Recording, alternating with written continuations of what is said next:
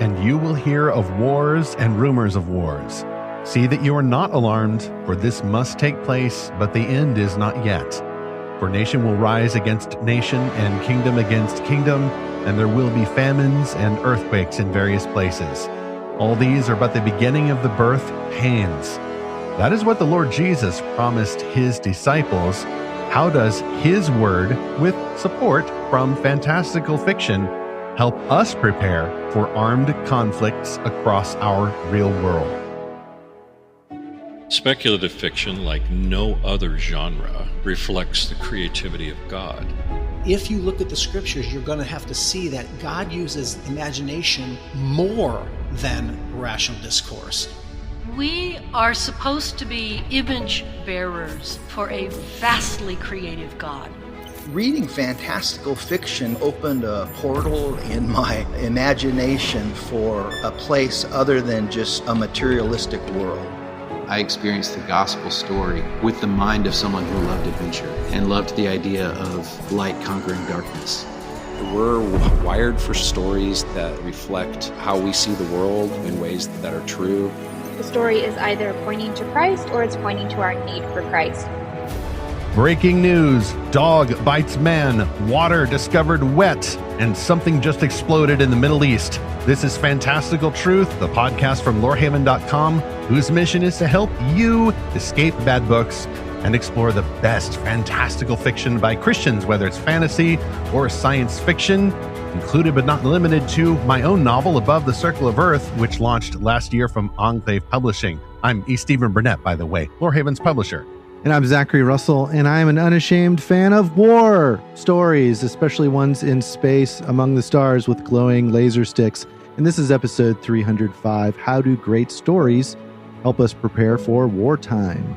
You warmonger, you jingoist, you hatred of peace, you mercenary. Yeah, we hear some things, some accusations like that whenever war comes around again. But I will just ask in response, did the wars ever really end? Because as we just heard from our Lord Jesus Christ, you will hear wars and rumors of wars. That's always going to be expected as part of the birth pains. We've always had those signs of the end, which technically means that the end times or pre-end times have been going on for at least 2,000 years.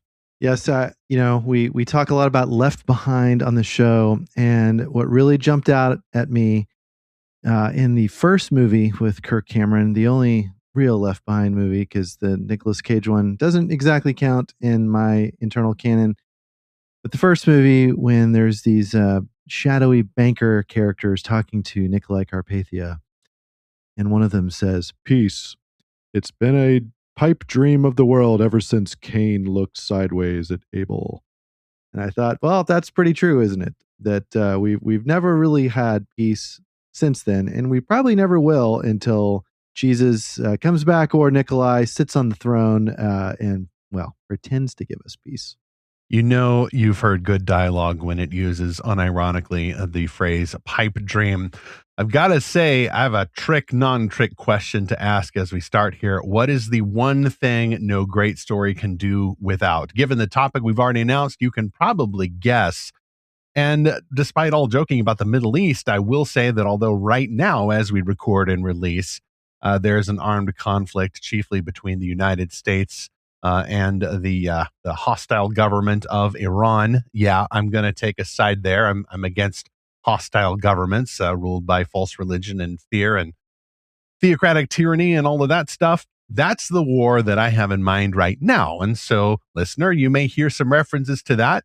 And if you've listened to this episode a few months after we release, well, hopefully it's all wrapped up. No loose ends, no messy finishes. Ha ha ha. But I'm guessing there may be some other armed conflicts. So just transpose that one in. We're going to do our best to keep this episode evergreen. By the way, got a quick mission update at lorehaven.com where you can sign up and join the Guild, our Discord castle in the cloud, for monthly book quests into the best Christian-made fantastical novels. I forget which one we have coming up for the month of April, but I'll check on that and then queue that up in next week's episode. We also have the Lorehaven authorship for those who want to create these kinds of stories. It is a community, sponsor supported, in which you can discuss with other readers the art and craft of making these stories for God's glory. Lorehaven authorship, either way, you can subscribe free and you'll find all that stuff in the Lorehaven Guild. We will email you an exclusive invitation into your inbox. One of our supporters, by the way, has been Enclave Publishing from Oasis Family Media, and they've got a new novel out available now. 3 legendary origins of power, 2 royal bloodlines, 1 deadly curse. The kingdom of Stellaris is slowly dying. A season of poison infects the air, earth, and water with increasing deadliness each year, and the deep love of golden power infects the failing mind of the king. His only daughter and first in line to the throne, Princess Saren, lives in tightly controlled isolation. When she is suddenly thrust into royal society, she struggles to hide the strain of untamed magic awakening in her blood. Saren's newly appointed personal guard, Sir Corin, resents the exile of his people. As heir to a long-banished line of succession and the last of the land's legendary protectors, he holds no loyalty for the current royal family and their history of unhinged cruelty. As death steals over the kingdom and the schemes at court grow deadlier, the princess and the guard are forced to face their fears, their troubled pasts, and the cost of personal freedom. Enclave Escape presents The Star Blessed, a reimagining and reinventing of 2 Grimm's fairy tales, both Rumpelstiltskin and Catskin. The Star Blessed is by Angie Dickinson, and it is now available wherever fantastic books are sold. Ask for The Star Blessed at your favorite bookseller or your local library, or order it online from Amazon. It's also available as an audiobook from Oasis Audio. And to see that shiny cover, go to lorehaven.com/podcast, and we have all those sponsors lined up there at the very top. Our next sponsor is the Realm Makers 2026 Conference and Expo. Fantastic for fans of these kinds of stories because, as you'll hear, there's actually free admission on 2 days to the expo. So even if you're not a writer, if you're in the area, we will let you in and you can talk to all kinds of other authors and artists, including our booth there at the Lorehaven side of the expo. Don't miss the premier gathering for Christian storytellers of fantasy and science fiction. This is for all authors and artists, too, in the industries of graphic novels, gaming, animation, and audio drama, as well as film and TV. Realm Makers is where you will find your tribe, own your craft, and advance your career. Registration is now open for this event, which is both in person, June 24th through 27 at the St. Louis Union Station Hotel, and also virtual those same dates. 3 full dates of training now. We used to have more like 2.24. Now it's 3 full days of training from professionals, plus the Epic Realm Awards costume banquet to celebrate the best novels released last year. Zach, I think now we have a quorum of keynote speakers, 1 per evening. Kathy Tyers, Steve Taylor, and Bill Myers. So Kathy Tyers and Bill Myers. It rhymes. Readers are invited to the expo on Friday and Saturday, and shopping is free for the general public on those dates, June 26th through 27th. Tickets are required to attend the sessions and panels, as well as meet and greets with special guests. You can learn more at realmmakers.com. That is realmmakers.com.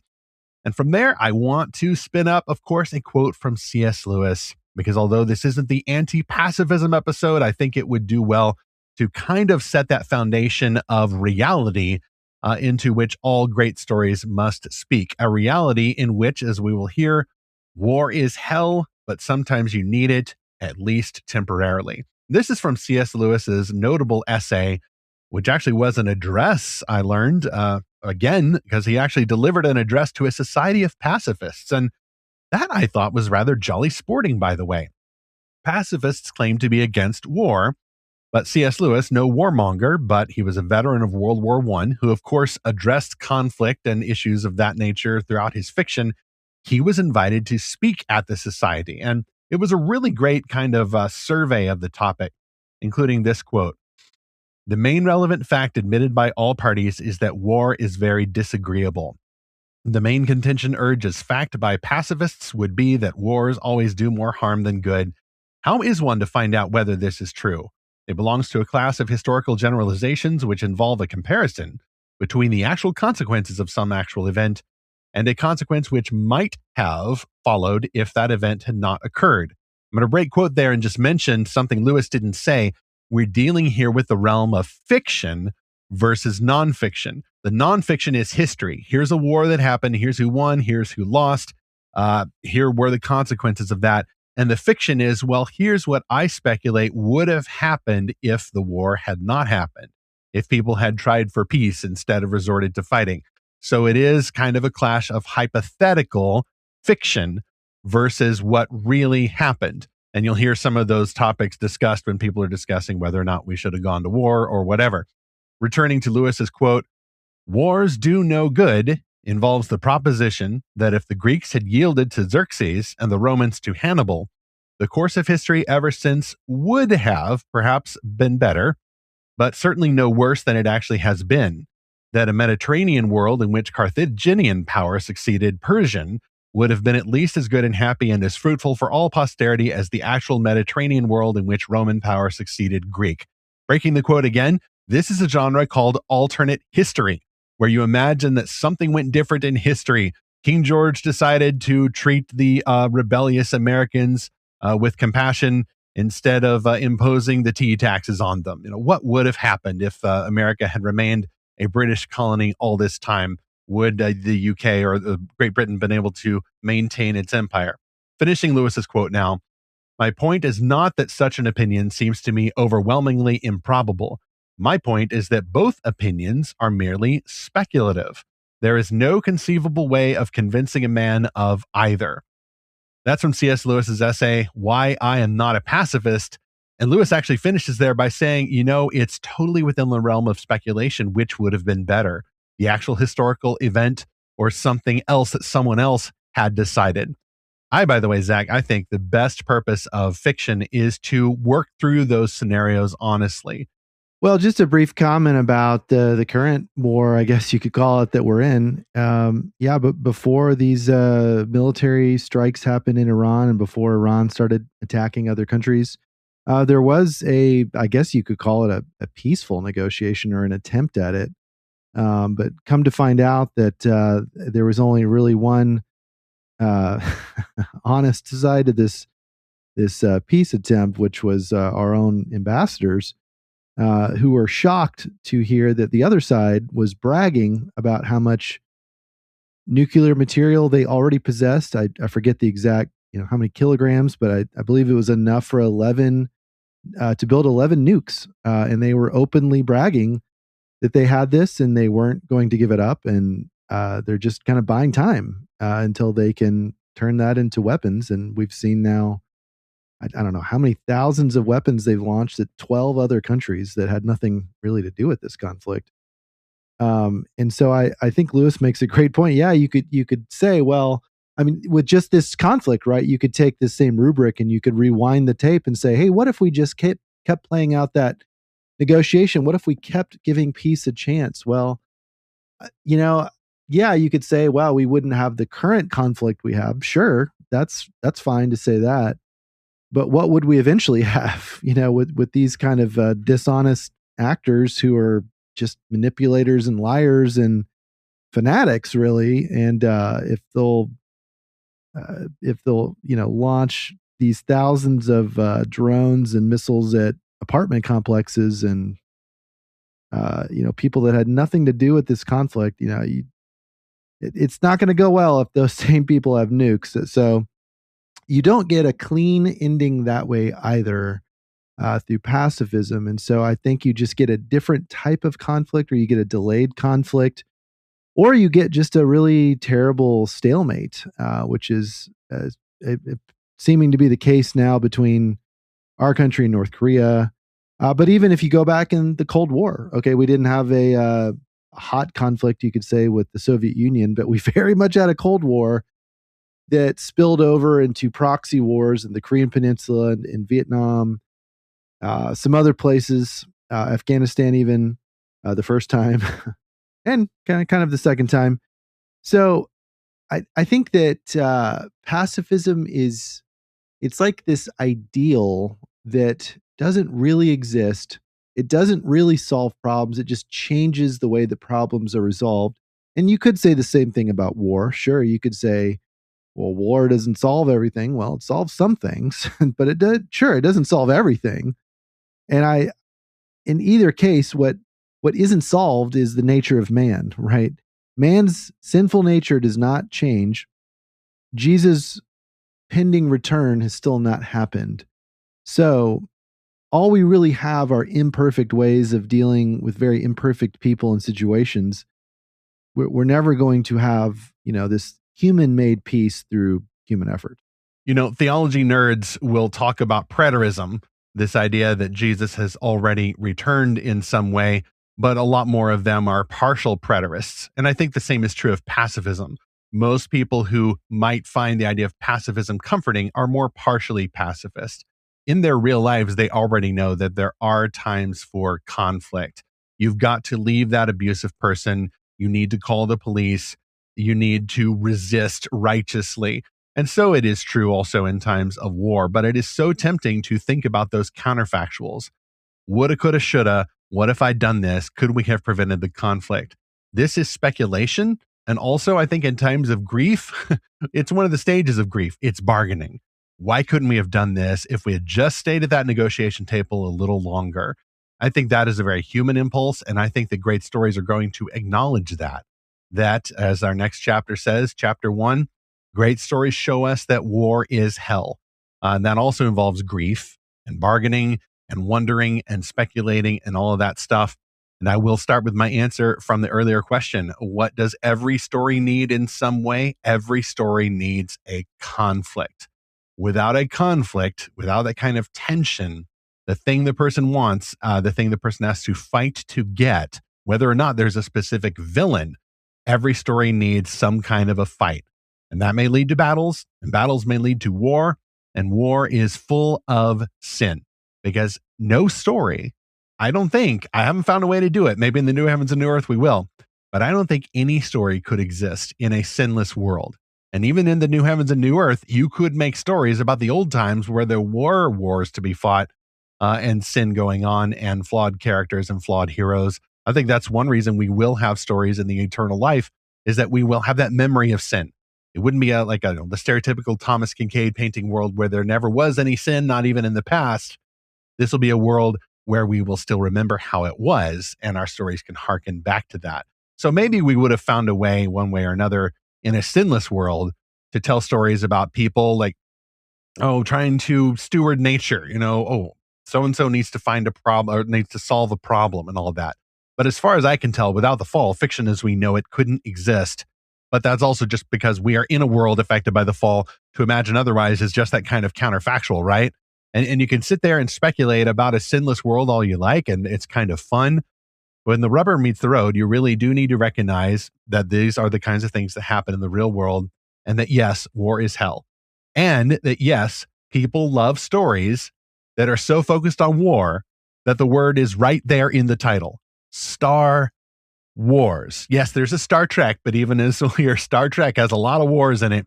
World of Warcraft, Warhammer 40,000, 40K, lots of people love stories that are focused on battles and conflict, and half or more of the video games in existence could not exist without some kind of fighting.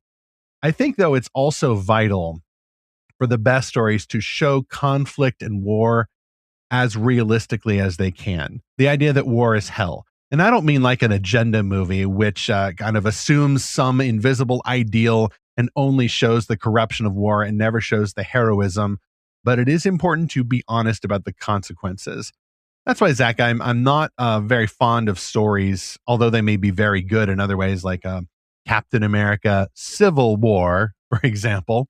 Captain America the Winter Soldier, Captain America the First Avenger. It's all war stories. And there's sometimes in either Captain America stories or other stories where people will die and then suddenly come back. This happens like 3 or 4 times in Captain America and Winter Soldier, which is a great movie. But it is more realistic when people die and do not return. When wounds hurt, then you don't fix those with super healing or super medicine off screen. And I think these stories also need to show that there is an honor in war, an honor in fighting for the homeland, and an honor, as Faramir said, in the sharpness of the blade or the swiftness of the arrow that defends your homeland, the things you love.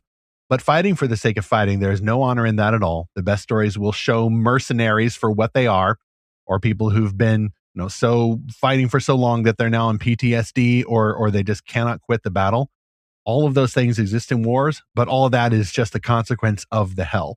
I think the good stories will also show that there can be mixed motives of people who start wars or who participate in them. Like, I'm sure that some part of even a very godly person who's in charge of a corporation that makes weapons or planes, like, I'm sure there's part of them that recognizes, oh, well, this is good for our business. But I would really hope, although probably vainly, that people are not starting wars just so they can sell the guns. Although I'm pretty sure that that does happen. And some stories will admit that this happened. There is definitely corruption in wars on all sides, but that doesn't mean you must not take a side. I will take a side predisposed toward my homeland, because at least in the current conflict, as you mentioned, Zach, the folks running the wars now have at least a slightly better chance of having some Judeo-Christian just war motivations in there. I say slightly better. It's certainly not zero. Whereas I think the chances are considerably lower for a government like that of Iran, which is, I will note again, run by militant theocrats or folks who claim to be militant theocrats. The Ayatollahs have at least stated that, oh, we're on the side of God. We're on the side of Allah over here with the Iranian Revolutionary Guard Corps. And I don't believe that. I think you're free to believe that. But when your militant theocracy crosses over into the national interests of other peoples and cultures, well, then it might be time for war, even if you have to go through some strictly worded letters first. You know, we are in a really weird time, it has to be said, where we can just turn on war like the way we turn on basketball. And turn it off. Hey, what's on the war tonight? Right, Someone said, exactly. someone tweeted, we're no longer going to have a single release date for World War III. Instead, we're going to a subscription service model with periodic upgrades. Yes, I mean, that is the very strange world we're living in. I mean, and drone warfare has totally changed everything. There's now, I mean, because, you know, we've very sadly lost a number of American service members in this current conflict, and the first 6 of them that were lost in a drone attack on their temporary base in Kuwait, as I understand it. You know, it used to be in war, you went out and fought, and then you went back to the base to recuperate, and then you went back out to fight. And now all of our munitions are not only long distance, they're remote piloted or even autonomously piloted. And now it's come out that some of our own officials in the American government have been targeted, spied on, we're not sure, by drone incursions over the U.S. homeland. Multiple now U.S. bases have had drone incursions. And so we're not really sure what that's about. That seems very ominous.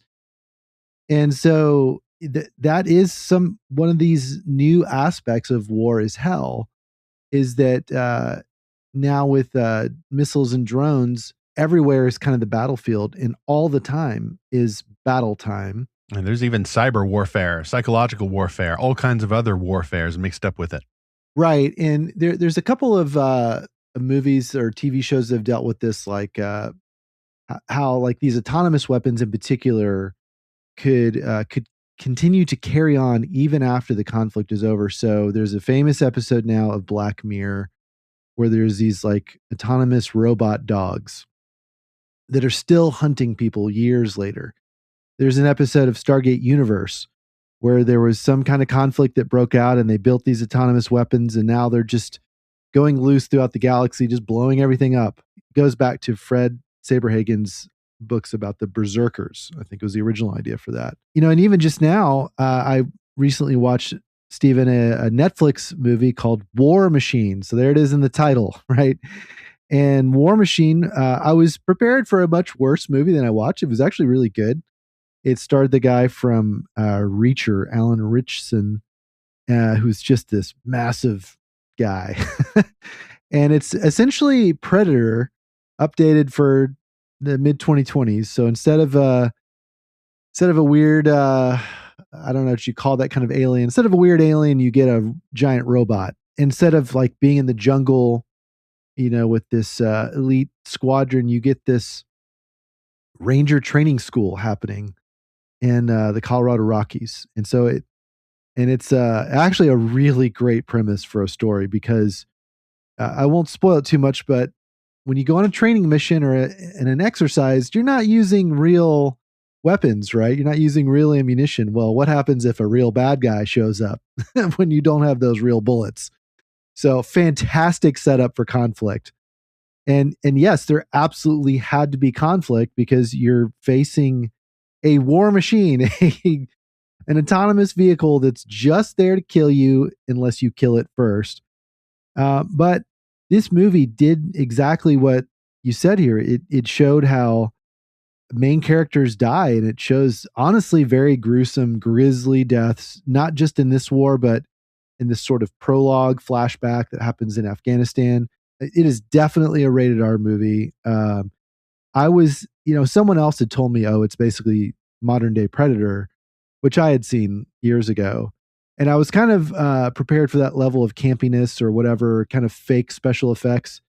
This one had much, much more realistic special effects of combat death. Okay. So not for the faint of heart, just to be really honest. But it showed that, surviving characters suffer survivors' guilt, which I think that's a very important thing that all good war stories show. That there's morally complex decisions that have to happen. Because there's imperfect intelligence, imperfect, strike options. Sometimes, and I'm talking more generally, but sometimes innocent bystanders get hurt.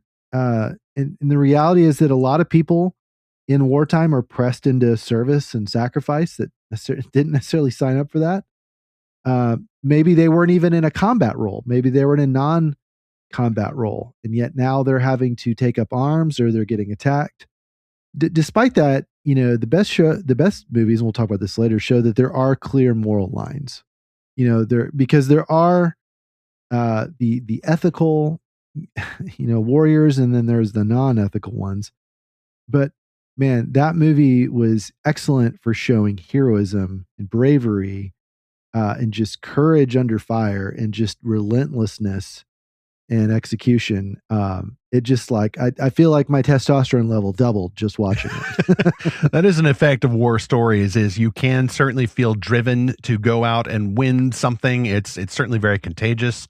And that's also why I think it's so important to have those guardrails on. Yes, war is hell. People die. It is like the highest risk occupation whatsoever. I do not want a story that presents war as only hell, as if to imply that there's some invisible, unplanned counterfactual that would be different from this scenario. Because for one thing, such a story is hypocritical. You've just got my eyes on a story that's so about war. You put war in the title, but now all you're trying to tell me is that war is bad. You don't actually believe that. You just think that you're supposed to believe that because, I don't know, there's some priest off screen or something who's like, oh, war is bad, my son. And like, well, bring that guy then into the story and then be fair about it. But stories need to show both that war is hell, but also that there are good reasons to fight as well. We'll get to that in the next chapter. Yeah, it's often the best of the bad options. It really is. Our second sponsor is author Dan Dates with this new release full of conflict from what I can tell from the description. The Whole Man, brand new release, won the Aurora Award from Realm Makers, picked up a Zach Russell endorsement actually. Zach, you love the realistic action, the witty banter, and the story's redemptive heartbeat. The Whole Man is the exciting sci-fi debut by military test pilot Dan Dates. Military, well, I guess Dan here has seen some action, at least from the air. A dying rebellion, a broken family, and an executioner bring both back to life. The Whole Man has the ugliest job in the universe, uglier than war, apparently. He feeds human sacrifices into a black hole. This is disgraced pilot Baird Larson, the Whole Man, who is alone on a space station completing his grim duty. But he's told he's appeasing the gods by doing this. But Baird just wants to finish this penance and return home. Will his daughter, however, even give him a second chance? Then the next sacrifice arrives and she changes everything. Mysia is a poised rebel with a provocative fire. She doesn't beg for mercy. She explodes his beliefs. Torn now between duty and treason, Baird must choose whether to execute another innocent or join the shadow or rebellion against the overlord who made him a monster. The fight ahead is brutal, and Baird's combat skills won't be enough. Can he break free from his past sins, save those he loves, and bring hope to humanity's last outpost among the stars? Or will the hungriest black hole consume him first, the one within himself? That is The Whole Man from Dan Dates, available now in all formats, including a multi-narrator audiobook. You can see the purchase links in the show notes for this episode 305. You know, Zach, I would have faithfully read any sponsor there, even if it was a whimsical middle grade detective fantasy. But I'm glad we got a war story in space instead, because it matches the theme. War is hell. Sounds like Dan captures it well in that story. But let's go to chapter 2. Stories also show that wars can be necessary. And I could point to all manner of examples from fiction, but I'm going to go straight for the top and remind us that God himself, as author of the story of reality, allowed or planned for, whatever your theological worldview will let you say, this conflict, the conflict of good versus evil, God versus sinful man, demons and angels mixed up in there, one way or another. God thought that there was a necessary reason for these kinds of conflicts. How do we know? Because he allowed these kind of conflicts for better reasons, many of which have yet to be revealed. But the very existence of fiction also reminds us that conflict serves a purpose. Fiction, we believe, is a very good thing, all things considered, and you would not have fiction if not for conflict. And even folks who are uncomfortable with war in the real world will find it perfectly acceptable, even desirable, in fiction. Everybody likes a story, and everybody likes conflict one way or another, even if it's fictional, even if you want to put rails around it and then stick it over there in the realm of fiction only where it seems to be safe. But I think that kind of gives away the game, that even people who find war in real life distasteful know that conflict has some purpose in universe. Otherwise, we'd have to give up all fiction. Otherwise, we just have to stop living, because even living itself can be a fight sometimes. That also means that few critics could reasonably dispute, according to the terms of fictional universes, the justifiable causes of the good guys. For example, the Federation, specifically in Star Trek Deep Space Nine. My foreign policy, right or wrong, is whatever Captain Sisko has to decide in the episode of the 6th season, I think, in the Pale Moonlight. Sisko has, as a good Federation officer, strong classic humanism-shaped conscience. He has strong ethical principles. And in that episode, he has to bend and basically break them, or acknowledge where someone else has broken them, in order to accomplish an absolutely desperate gambit that will turn the war of the Federation and its many allies, including the Klingon Empire, against the wicked Dominion. And yet there's a lot of gray areas in Deep Space Nine, famously so, while also acknowledging that the good guys really are the good guys, even when they have to make bad choices. Sisko, by the way, has already gone there when he had to go out and capture a renegade for the rebel group, the Maquis, who used to be a Federation officer, Eddington. And Sisko's had to do some really difficult things, even while he's filled with anger against this person who betrayed his uniform. And I'm on his side there. But the story asks you to challenge that, though. Is Sisko 100% the good guy, or is he 75%? You know, is there a ratio that tips over?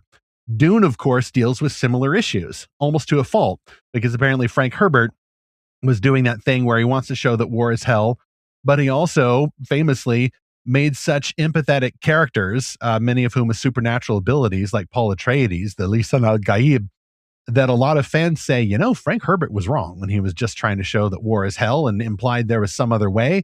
When he builds a world where literally people can forecast the future and try to find the one course of action through all these terrible decisions in order to preserve humanity, well, Frank Herbert's arguably outsmarted himself. And by the way, I still haven't read Dune Messiah. I'm going to read at least that one before seeing Dune Part 3. So I guess that gives me 9 months because it releases in December.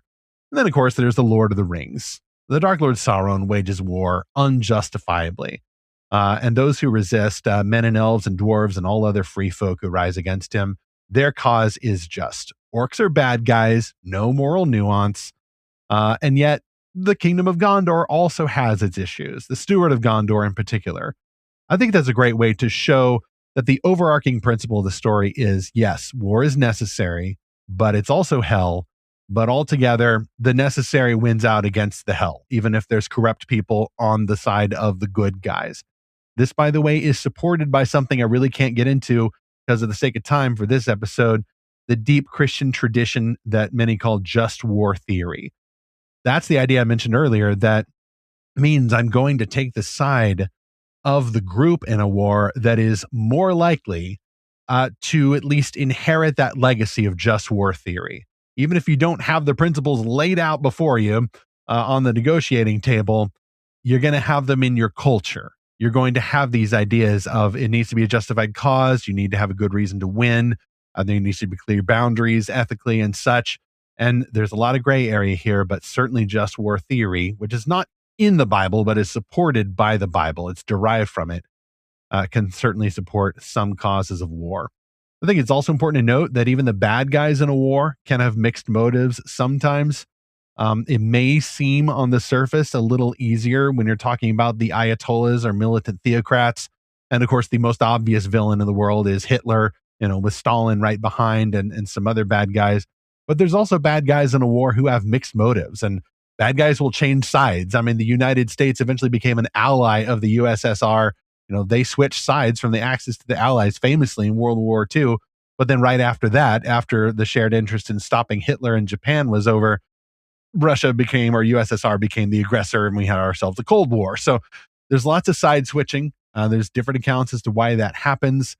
But I think altogether we can certainly note that there is honor in defending good things, in trying to practice just war theory, and in trying to be as much as we can a good warrior, or at least a less bad warrior. And so much the better if you are a warrior poet who knows, as we'll talk about next, that there is a peace that we're fighting for. We're not just fighting for the sake of fighting.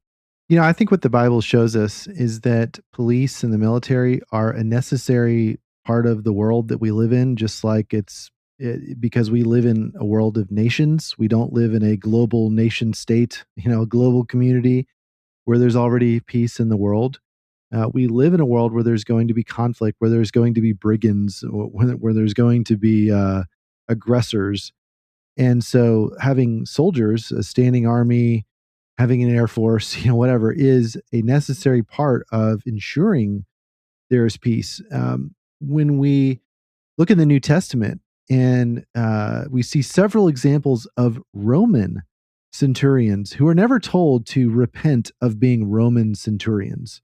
When they go to Jesus and ask for a healing, when one is visited by an angel and told to find Peter, when they visit John the Baptist and say, "What should we do?" And he says, basically, don't do anything evil. But John doesn't tell him, stop being soldiers. He says, don't extort people. Don't accuse people falsely.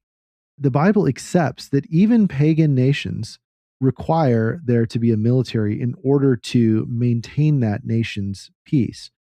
And so a lot of people today would say, well, America is not a theocracy and we're not ancient Israel and we're not whatever. We're not the promised land. Okay, that's fine.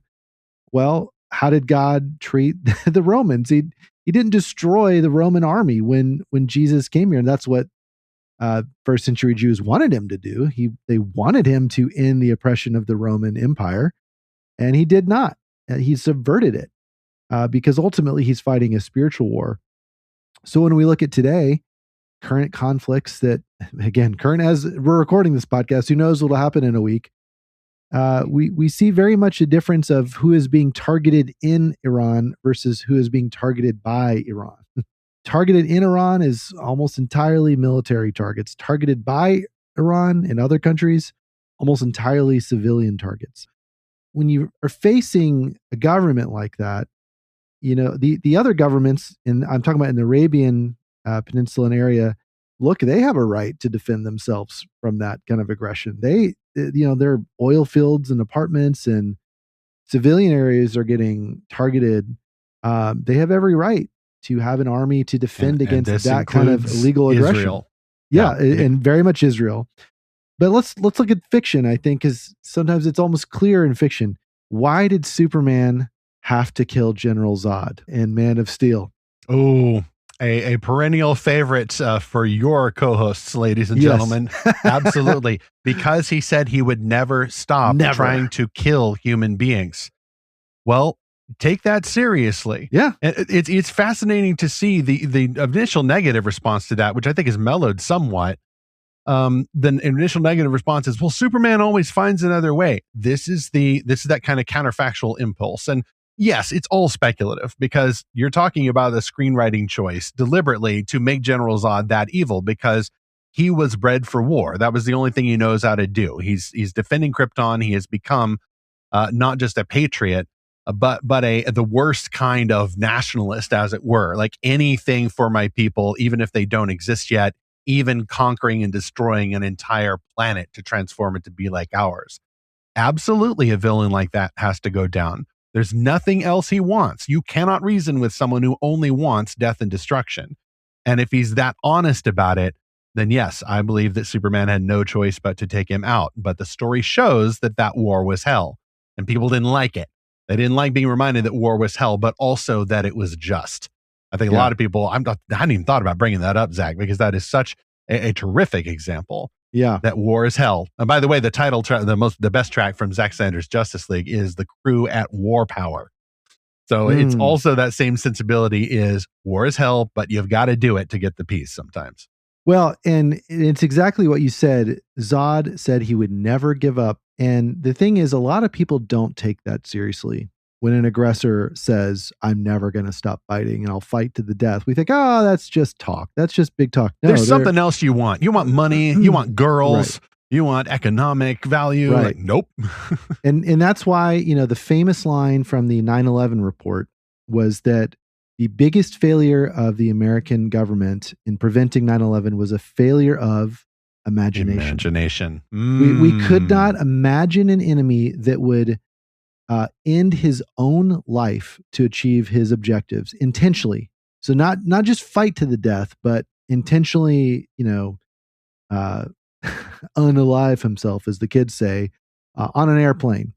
And so we always thought, oh, they're just threatening to do this to get something that they want. No, what they actually want is to die in these kinds of attacks. And so we have a hard time imagining that because, and bin Laden actually said it famously, you love life, but we love death.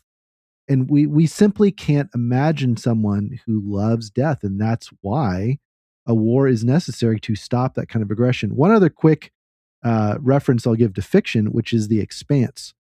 In The Expanse, there's this underclass between Mars and Earth, the great empires called the Belters. And they're sort of this second-class citizens, you could say.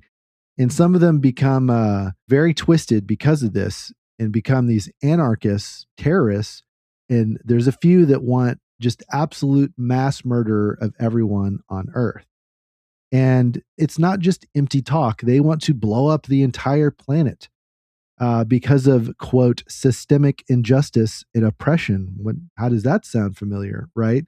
That's how every villain wants to justify killing innocents and everyone that looks like an aggressor because of some demographic marker. And so, that aggressor in The Expanse absolutely has to be stopped because he's not going to just negotiate. Like he's chosen death, in order to achieve his goals. And again, that's very hard for us people that love life. That's hard for us to imagine that someone wouldn't just want to build a better life. That there are some people that all they actually want is to destroy, is to tear down, is to kill and just burn everything down. So when you have a failure of imagination, what can help more imagination in the form of stories? That's how great stories in particular help us prepare for that. Eustace Clarence Scrubb from C.S. Lewis's The Voyage of the Dawn Treader had famously not read the right sorts of books. He liked to read books about information and what's going on in other countries and this sort of kind of a light progressive touch, 1950s UK style. But Eustace had not read books about dragons. So he didn't understand that there are these evil creatures called dragons. He didn't understand that they hoard treasure in their caves.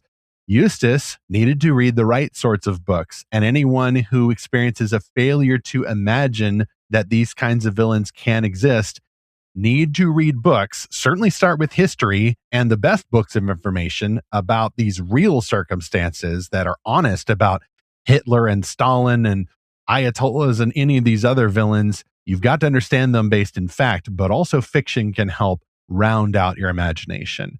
Oh, I actually know, you could say, something about this villain that we're now seeing on TV ranting about such and such, because there was a story about that. And it turns out that, Darth so-and-so wasn't so unrealistic. Like some people, this is the dirty little secret reality.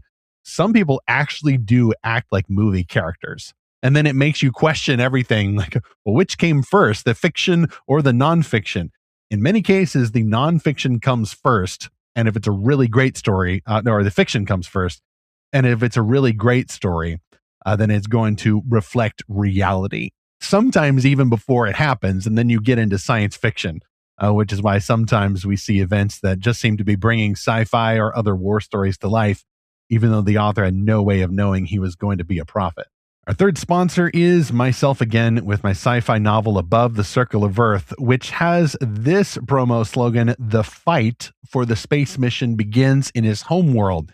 Most of the time when I'm talking about this story, I discuss the lead characters, Brock and Alicia Rivers, who were exiled to Mars for religious persecution, but then they return to Earth to start the space mission over and against the objections of some of their own people and a shadowy threat from outside. But there's a third character whom I don't often speak about in this novel, and his name is Jason Cruz, and he has a very different background. He grew up in one of the worst kinds of religious environments. Having escaped that, he actually ends up serving in the 22nd century military, kind of a unified military force called SOAR, the Strategic Orbital Armed Reserve. But in that military, he experienced the effects of that war is hell, even when there's no actual war happening. And now that he's out of that and hoping to be a missionary, a member of the space mission, he has to reckon in this story about what kinds of fighting is necessary to protect the good. Should a missionary carry a weapon? Maybe not, maybe so, depends on the context. I'm looking forward to fleshing out this story more now that we got 2 sequels coming up, Book 2 and Book 3 already under contract from Enclave Publishing. But you can get book 1 now of the series, Above the Circle of Earth, available now in all systems. It is hardcover, it is audiobook, and it is digital. Give us a few months and we'll even have a paperback for you. But I can vouch for the hardcover. It is spectacular. Get more info at estephenburnett.com and make sure to sign up, show your support for the space mission. And that means you'll also be on the cutting edge of any updates about later books. Well, Zach, we talked so much about war and all of that, but we cannot end without chapter 3 with a strong shout out in more than the general direction of peace. Great stories help us long for peace. Yes, they show war is hell, but they can and should do more by reminding us that all conflict and war is temporary. If the story has war in it, I want the counterfactual to be not, oh, it's too bad we had to end up in this war. If only we'd chosen differently, that kind of bargaining. I would prefer not that so much as if we get through this war, we get peace. We are fighting for the peace. That's what we want. Not the suspicion of our own motives off screen, but the suspicion of peace off screen. I want that light glimpsed at the very corner of the screen, the corner of the page. I don't want characters who are living for the fight, who are fighting for more of the fight, who love death more than life. No. And I don't want fans thinking that way either, that kind of grim, dark nihilism. We don't want to be mercenaries who live for the fight or die for the fight.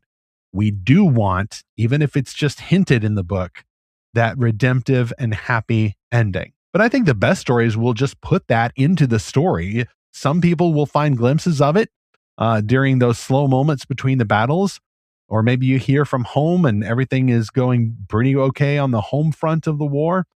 I want there to be a homeland that we're defending, and a homeland that harkens not just to more of itself too, but a good homeland that harkens toward eternity. I think that's why we love these stories, because we know that war is temporary. The default is the happy ending. But once you get to the happy ending of the story, generally it's over. With the conflict resolved, there's really no more story to be told, right? So what do? We go out and we get another story and we repeat it all over again with another character, another set of circumstances, or maybe it's a sequel to the movie with another villain who comes around and disrupts the happy ending of movie 1. The reason why we keep going back to that is because we don't live in the already. The peace is not here. Zach, as you mentioned earlier, Christ is not reigning on the new heavens and new earth yet for the final piece of peace under the Prince of Peace. We also know that that's not yet. So we go get more stories that remind us of that. It's like we're self-medicating. We're reminding ourselves that, yes, this is the reality that we're stuck in on purpose. And so we go then to Scripture again, which does not hold that happy ending off of the page, out of reach, barely glimpsed, a glimmer of light, and then it's gone, vanished behind the darkness of the conflict. You go to the end of the Bible, and then there you are in Revelation 20 through 21 with the biggest war ever, one way or another. I think it's going to be a real one that Christ interrupts. He descends from the sky on his white horse. He is armed to destroy. And he absolutely pwns all the armies of Satan and the Antichrist and false prophet, destroys them. There's blood and gore and everything. And then we have the peace. Not just 1,000 years, however you interpret that, but an eternal peace, the new heavens and new earth. And so you get that direct promise at the end of the Bible, and then an invitation to join that kingdom. A kingdom that does get involved in wars sometimes, and especially our capacity as Christian citizens, it might mean we have to fight one way or another. I'm sure there's some military members who listen to this podcast. Thank you for your service, but I know war is hell. If you've seen it, we know that you know something we don't know, Zach and I. But after the hell, lowercase h, will come the eternity for those who believe in Christ. So I sound like I'm giving an altar call here. You don't want to end up in actual capital H hell. Whatever wars we have now are nothing. The sufferings are momentary. The trials are temporary compared to the glory and the peace that our final king has promised us. Stephen, have you seen Saving Private Ryan? In the late 90s? I have not. Yeah, Steven Spielberg, Oscar winner, Okay. wasn't it? Yeah. Yes. Okay, so can I give you a mild spoiler? Spoil away. I assume that Matt Damon does get saved in this one. Yeah, And they it's not like save Interstellar where he doesn't deserve it. Okay. Yes, they save Private Ryan. Okay. Wonderful. I'm sure it was hell, though, on the way. Yeah. Roll credits. So there's a scene at the end of the movie where Private Ryan, as he's older, is visiting the graves of those who died to save him. And he asks his wife, and he's surrounded by his kids and grandkids, and he says, was I a good man? Wow. And I didn't really understand that at the time when I saw this in high school. And I didn't know what to think of that scene. But it ties directly into a kind of penultimate scene where a dying character says, earn it. After all these people have given up their lives for Private Ryan. Huh. So he's now towards the end of his life, and he's looking back and he's thinking back on all these battles. He's thinking, did I earn it? Was I a good man? Can you earn something like that, though? Yeah.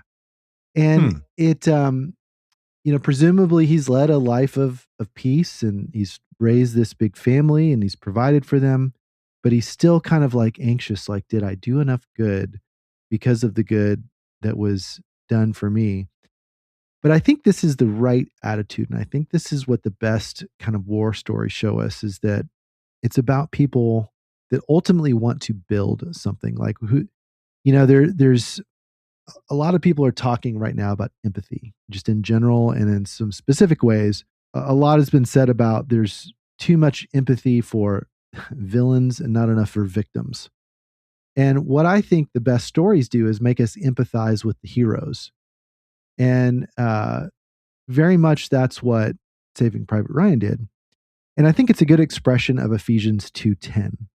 We're familiar with Ephesians 2:8-9. For by grace you have been saved through faith, not of your own good works, so that no one should boast. It is the gift of God. And that's sort of the first 80-90% of Saving Private Ryan. 99%. He was not saved by his own good works. He was not rescued. Yes, he was a heroic character in the story. He wasn't this wimp or whatever, but people gave of their own lives voluntarily. And so it very much was this gift of grace in a sense to him. But Ephesians 2:10 is, for we are God's workmanship, prepared in advance for the good works God has prepared for us. in other words, we are not saved by our good works, but we are saved for good works. We're saved to do good works, to do something good after he has saved us. And so the best war movies, when it shows heroism and sacrifice, what kind of a movie would it have been if, like, Saving Private Ryan, or if Ryan went on to become, drunkard or gambler or carouser or whatever, or if he became a villain after that, that would be a terrible story. So, but it's implied he's become a good man that is seeking peace and the prosperity of other people. So I think that's what the best stories show, and that's what the Christian life is about. That ultimately God has won the war against Satan. So He's given us the victory. We have to live out that victory, but we have to do the works that He's prepared for us, in order to not necessarily earn our salvation, but to treat it with honor. That's fantastic. And it reminds me of one of my favorite film poster slogans for the movie Spider-Man 3, which is to say, the greatest battle lies within. Even our lives as Christians fighting sin is a battle. That is the first battle that everyone knows, whether or not we've ever seen war or fought in a war. We are in that spiritual war, the war for our souls. And yet Christ is our victor. He's already won it. But what Christ does so wonderfully is that's a personal level, but He also does this at scale. Eventually that war that we fight against sin and Satan in the flesh and all that will eventually be over, and we'll have that victory under Christ. But then at scale, the same is true for the universe. So I'll close here with this direct prophecy from Isaiah chapter 2, verses 1 through 4. The word that Isaiah the son of Amoz saw concerning Judah and Jerusalem. It shall come to pass in the latter days that the mountain of the house of the Lord shall be established as the highest of the mountains, and shall be lifted up above the hills. And all the nations shall flow to it, and many people shall come and say, Come, let us go up to the mountain of the Lord, to the house of the God of Jacob, that He may teach us His ways, and that we may walk in His paths. For out of Zion shall go forth the law, and the word of the Lord from Jerusalem. He shall judge between the nations, and shall decide disputes for many peoples. And they shall beat their swords into plowshares, and their spears into pruning hooks. Nation shall not lift up sword against nation, neither shall they learn war anymore. Well, to you, our listener, we want to know, what are your favorite war stories? Now, this could be a fictional story, as in a book, a movie, TV show, or it could be a real life war story that someone told to you, or perhaps that you lived yourself. It can be a funny story. It can be a sad story. It can be a heroic story. What's the most resonant story you've ever heard? So send us a note to podcast@lorehaven.com, or comment wherever you see this episode, Facebook, Instagram, Twitter, our lorehaven.com home base, or on our Discord server. And we got a note from our last episode 304 about adaptations. Luke sent us this note, quote, Our kids usually prefer books to their screen adaptations, but we're very disappointed by the Mary Poppins books. The Disney adaptation took a lot of liberties, but it also made Poppins more likable and wisely left out pagan elements of the story, end quote. Now that is very interesting. Because usually people say the opposite thing when it comes to Disney. They say, oh, Disney ruined this movie or that fairy tale, whatever. So that's kind of fun to hear that, because I haven't read these books, so I wouldn't know.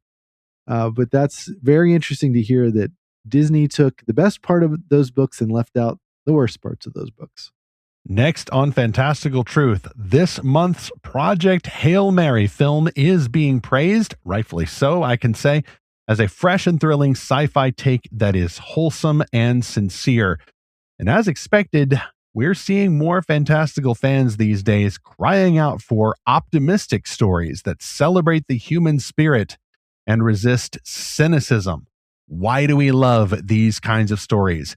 And how do different fans, different trends, even across whole generations sometimes, keep swerving between positive portrayals of the human spirit and other stories that may be called realistic or else cynical. There's another battle there between these, and I like mostly the positive kinds of stories if it is earnest and positive, because there are some stories that fake sincerity. We'll get into that in the next episode. But thank you all so much for listening to this episode. War is not an easy topic. It's a little bit safer for most of us, but for those who've seen it, or even those who are thinking about the battles they've had to fight in their own lives, I realize this can be a very sensitive one. We'd love to hear what you think. We'd love to hear about the battles you're in so we can pray for you. And more than that, though, we love to long for the peace under King Jesus. There we are again with the eschatological hope at the end of this episode. Let's keep that in our minds and hearts and continue to seek and find our King's fantastical truth.